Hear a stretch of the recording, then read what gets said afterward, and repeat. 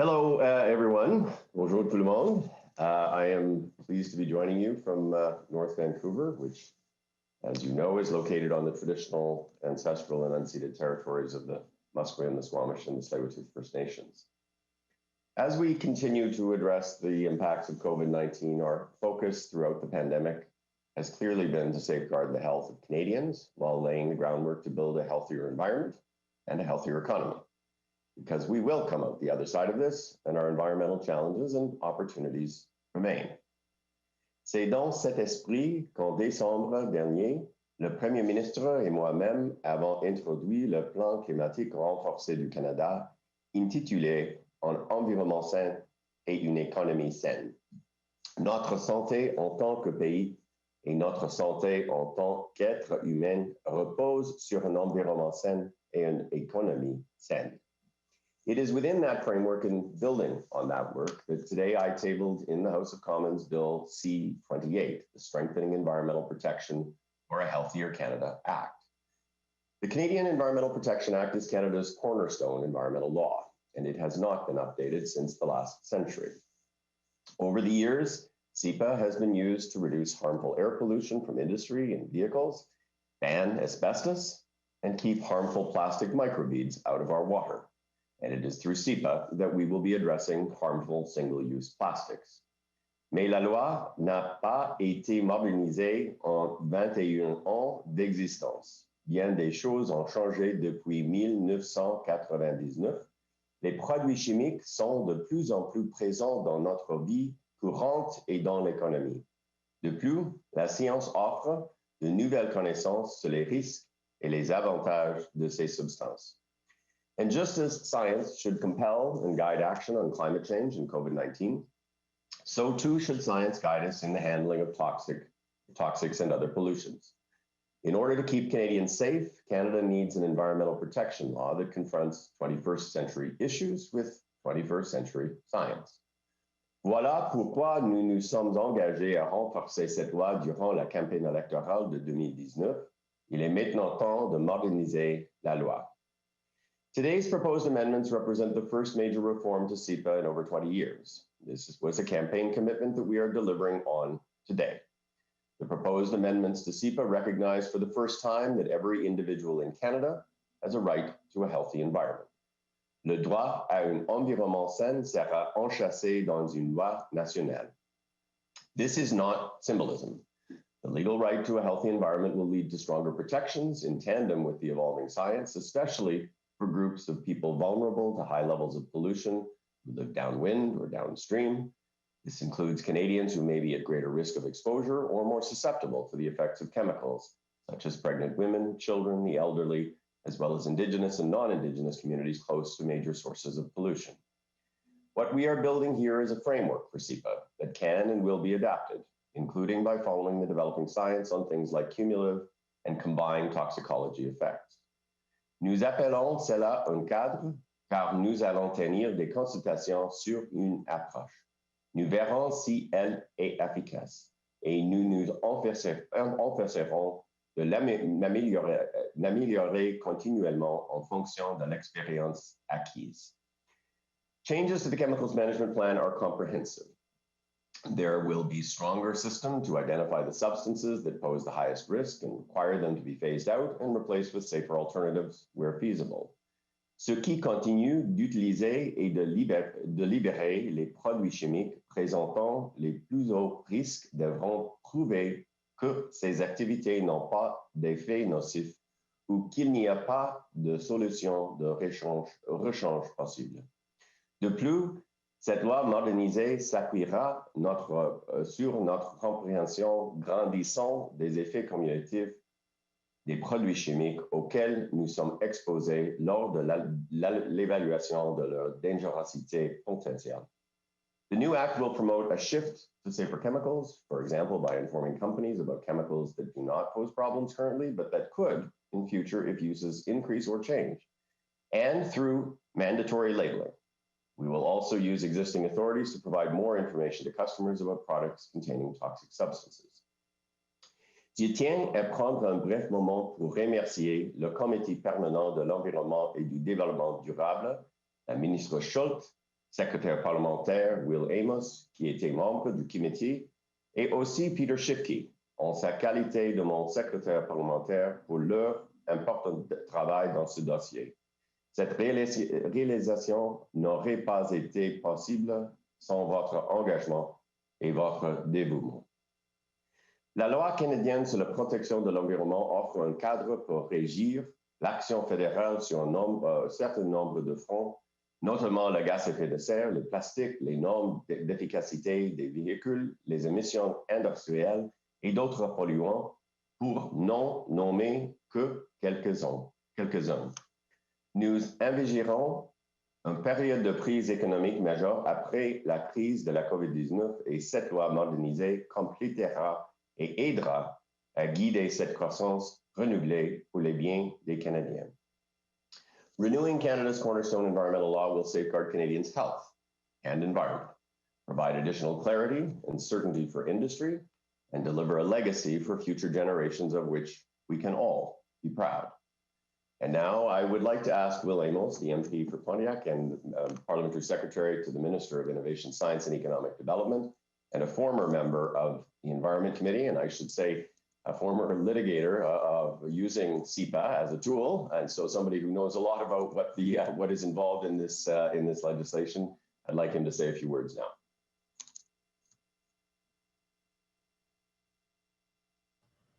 Merci beaucoup, Monsieur le ministre, et bon matin tout le monde. Je me joins à vous ce matin de mon bureau sur la capitale nationale, à Ottawa, sur le territoire traditionnel de la nation algonquine.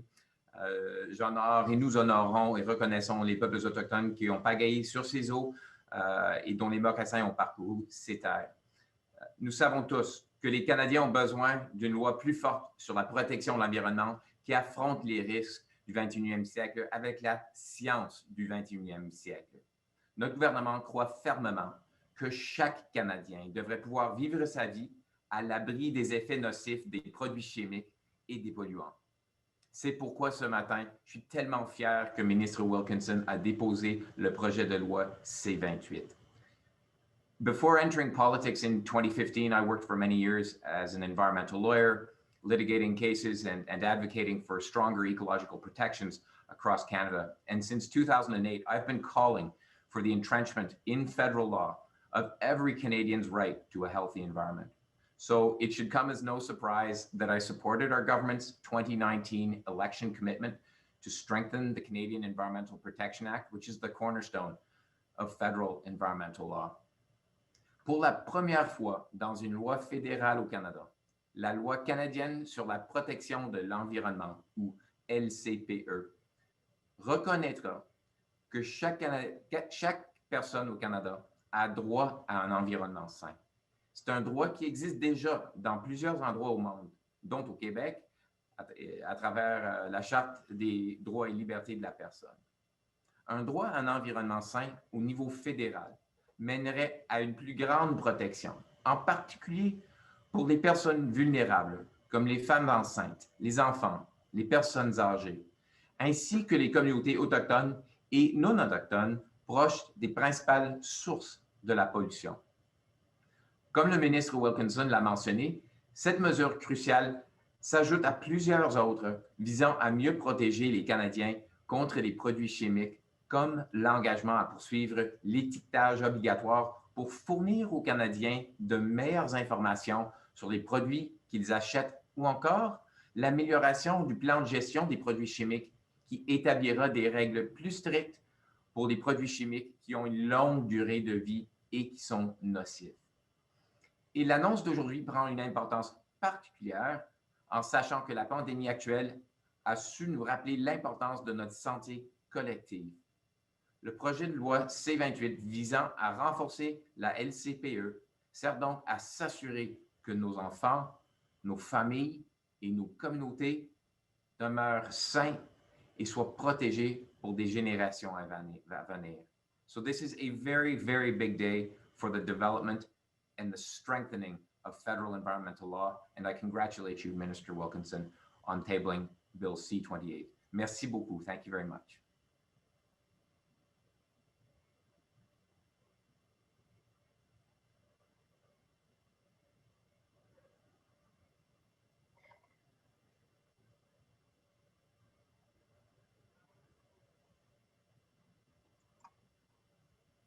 Thank you very much, Will.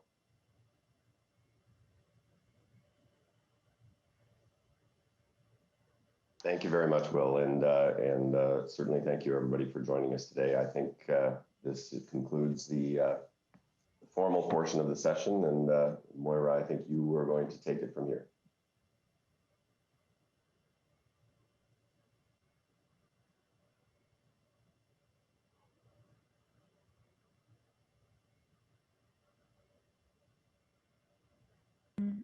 All right, so thank you, Minister Wilkinson. Merci, Monsieur Ministre, et merci, Deputy Amos. We'll now proceed to the QA portion of this media availability. Donc, nous allons maintenant poursuivre avec la période de questions et réponses. Please use the raise hand function if you have a question. We ask that in the interest of time, you keep your question to one question, one follow-up. Donc, you can use the following commands via DTMF tones on your phone's dial pad, *6 to toggle mute and unmute, and *9 to raise your hand. Donc, veuillez utiliser la fonction main levée si vous avez une question. Nous vous demandons de vous en tenir à une question et une suivie. Les contrôles suivants peuvent être entrés via les touches de clavier de votre téléphone. Étoile 6 pour couper et rétablir le son. Étoile 9 pour lever la main. Our first question comes from Eric Pierre Champagne from La Presse. Vas-y, Eric. Oui, bonjour, on m'entend bien? Parfait. On fait toujours un peu la vérification maintenant pour s'assurer. En fait, ma question est pour M. Wilkinson. Pouvez-vous nous donner un exemple concret en quoi la nouvelle mouture de la loi sur l'environnement permettrait d'agir, d'intervenir là où l'ancienne, la loi actuelle ne vous le permet pas? On parlait beaucoup là, de polluants, de produits chimiques et tout ça. Avez-vous un exemple concret en tête là, où vous auriez des outils supplémentaires pour agir? Oui, merci. Merci. Bien sûr, il y a beaucoup de changes dans la loi que nous avons proposée aujourd'hui. Qui va assurer que nous pouvons agir comme nous devons agir avec la science qui existe maintenant.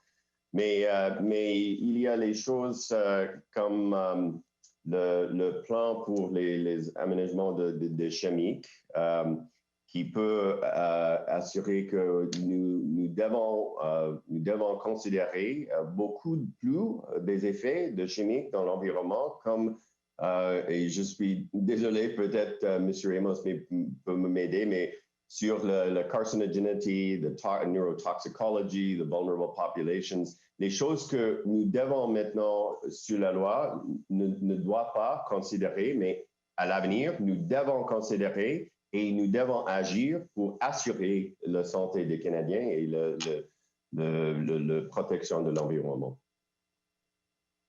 Et avez-vous une suivi, Eric?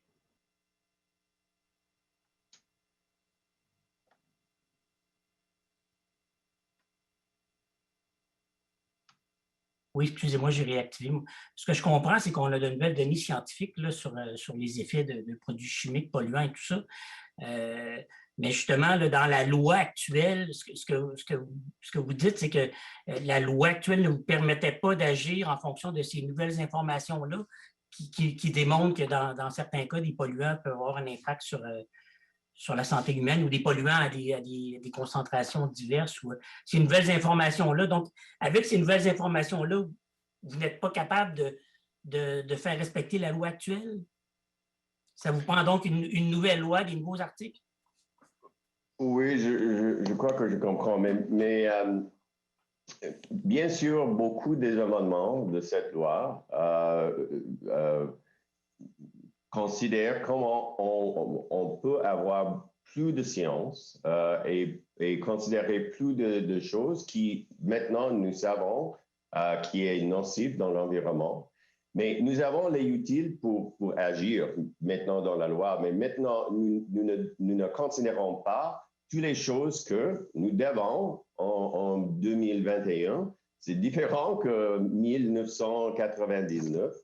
Et bien sûr, il y a beaucoup plus d'emphase sur les enjeux qui sont très importants aujourd'hui, comme les populations vulnérables et les effets cumulatifs qui ne sont pas très importants ou étaient considérés très importants en 1999. Et peut-être, Will, est-ce que vous voulez discuter aussi? Oui, absolument. Et merci, ministre. Merci, M. Champagne, pour la question. Le ministre a raison que dans certains aspects, la loi telle qu'elle existe depuis 1999 n'a pas été modifiée, n'a pas été bonifiée, et sur la base de toutes les données scientifiques que nous comprenons maintenant. Maintenant, la science nous démontre qu'il y a des effets cumulatifs qui s'additionnent des produits chimiques et les effets dans certaines populations qui peuvent créer de graves situations en santé humaine.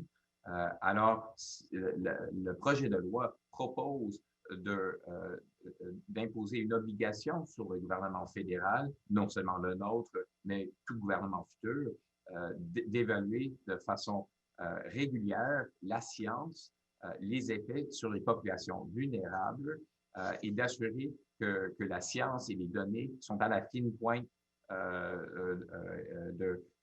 du moment pour évaluer le risque à la santé humaine et à l'environnement. Et on ne devrait pas sous-estimer l'importance de l'incorporation d'un droit à un environnement sain au sein de ce projet de loi.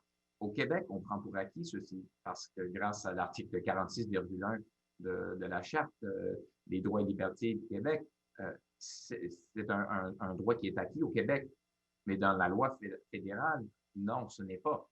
Alors, c'est un changement très important et ça démontre les valeurs progressistes de notre gouvernement. Ça démontre qu'on est maintenant dans une position où on veut assurer la protection au maximum pour les Canadiens et Canadiennes.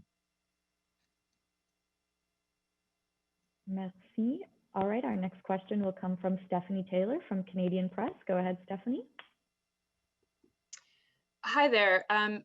Minister, do the proposed changes include any kind of national standards for air quality and drinking water, which is some of the recommendations called for by the Environmental Committee's review? And if not included in the proposed amendments, can you say why? Well, certainly some of the proposed amendments relate to air quality and water.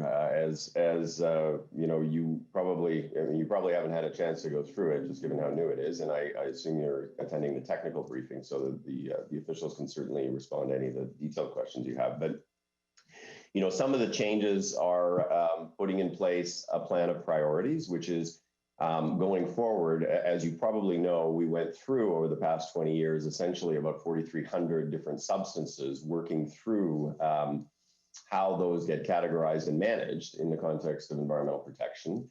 There is a need for a new plan of priorities in terms of what are the areas of focus that we are most concerned about. And that is something that we are going to elaborate and certainly can relate to water and to air quality. Certainly, the increased emphasis on cumulative effects relates very much to air quality and how the air quality management system ultimately will work on a go-forward basis.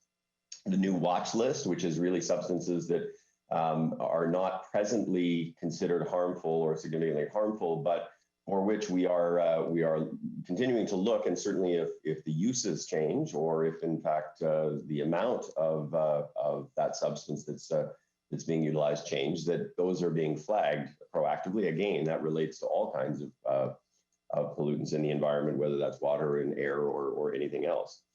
And I think, you know, as Parliamentary Secretary Will Amos just said, I mean, the right to the healthy environment is really going to focus on ensuring that this government and any future government is very much focused on ensuring that we are looking at issues around the effects of these kinds of things in our environment, and in particular, putting emphasis on issues around vulnerable population. But what had been called for was a set of standards, enforceable national standards for air quality and drinking water. And from your answer, I take that national enforceable standards on air quality and drinking water is not included in this legislation. And so if your government is serious about this right to a healthy environment, why not include some standards that have some teeth that can be enforced to ensure that air and water, is indeed kind of good and healthy for Canadians? Well, as I say, the focus in this package of amendments relates to the incorporation of the right to a healthy environment, which is very important. It relates to significant updates to the chemicals management plan, which relates directly to impacts on water and air. It relates to mandatory labeling of substances going forward. And so, the package itself is an enormous step forward from an environmental perspective and takes into account, I think it's probably 35 of the recommendations of the Environment Committee. As a member of the Environment Committee, maybe, Will, you want to say a couple of words about that as well?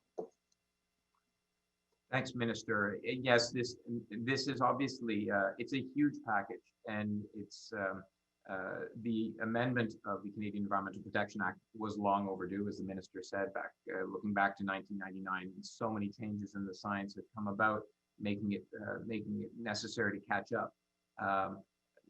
As the Minister says, there are a diverse range of changes that are being made in terms of chemicals management, in terms of planning, in terms of how different chemicals will be assessed and against what against what standard in terms of vulnerable populations.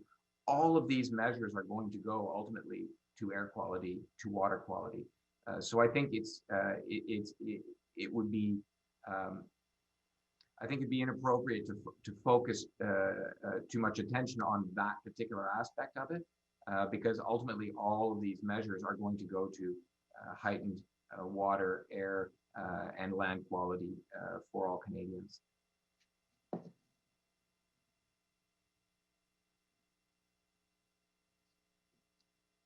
Thank you. Just a reminder to use the raise hand function if you have a question. Donc, veuillez utiliser la fonction de lever la main si vous avez une question. Our next question comes from James Munson from Bloomberg. Go ahead, James. Thanks very much. I was just wondering, Minister, there's been a lot of calls from different groups about changes to the way the Act treats endocrine disruptors. Some calling for them to be treated as a class of substances in their own right, and other calls for, as you described, elements that haven't been taken into account during assessments to be taken into account, including endocrine disruption as a sort of impact. I'm wondering, looking at the myriad numbers of changes you've outlined, what would, in your view, be the strongest change to the way endocrine disruptors will be regulated? What type of restrictions could come from the changes tabled today? So, I mean, one of the changes, which I think is quite important, is broadening the number of different potential harms that are required to be looked at under CEPA. In the past, it was a fairly narrow band. Not to say that some of these issues were not considered, but they were not necessarily required. And certainly on a go-forward basis, some of the ones that I mentioned around carcinogenity and a range of other items will be considered, as will endocrine disruption. Is not necessarily treated as a separate class of products, but certainly the issues around endocrine disruptors will definitely be a focus going forward. And I have basically a similar question on PFAS, or also known as forever chemicals. I know that this is, I guess, shared jurisdiction with Health Canada, and there's been the government has been considering regulating those as a class of substances. I'm wondering if that is being done in this act, if there's anything that will restrict or change the way PFAS are allowed to be used in the Canadian economy. Well, I mean, there are a number of elements of what we've proposed today that are going to require a bit more elaboration, and a few areas where we've committed to consultation over the coming few months to nail some of this down in terms of the specifics. But I would say that one of the things that we are doing in this package is eliminating the virtual elimination regime, which was unworkable. I think there are now 3 Environment Committee reports that have actually said that it just doesn't work. and putting it in place a regime of highest risk with a focus on prohibition of those elements, those things that actually end up on the high end of that list and are prioritized for review. Certainly that would have a bearing on substances that are harmful from a whole range of different perspectives. And if in fact they are deemed to have the potential for significant harm either to human beings or to the environment, they would end up on the upper end of that list and would be required to be prohibited unless you can find specific applications in which you can manage whatever those impacts would be.